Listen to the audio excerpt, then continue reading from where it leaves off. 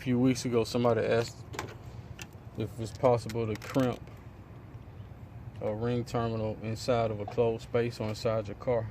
So I'm going to attempt to do that here. I've already done it with this one. This is like inside of a 04 GMC Yukon. It's right next to the brake reservoir and fuse box. So I'm going to attempt to do that in this little area next to the battery alternator and the fuse box. But first I need to clean this wire up, so as soon as I clean this wire up, I'll cut the video back on. Okay, so I got that wire cleaned up. I'm about to put the terminal on it and crimp it, and try to do it right inside this space or somewhere in this area.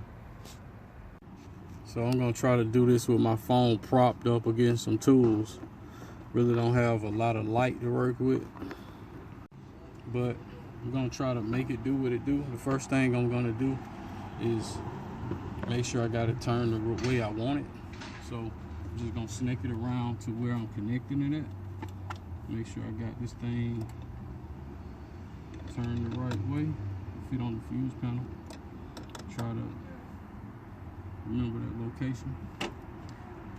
So what I'm gonna do is I'm using this hammer. I'm using this hammer as a platform to sit the crimp, sit it on. Sit the cripper on.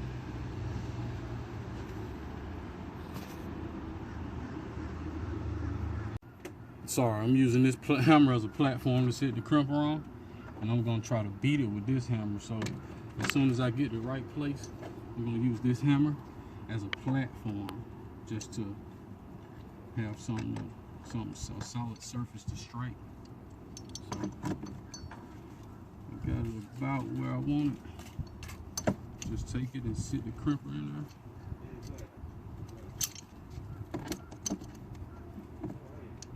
Sit it in there where I want it. And then I can basically hold this hammer in my hand. Or use my hand to brace it while I strike exactly where I need it to go. And then hold it on the jacket of this, on the jacket to be right up against. Right up against the edge of the lug. Just give it a few taps. Just to set it in place. Make sure I got it set in place.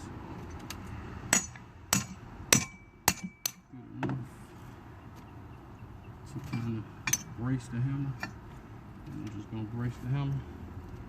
Make sure I got it in there good enough. Drive it on home.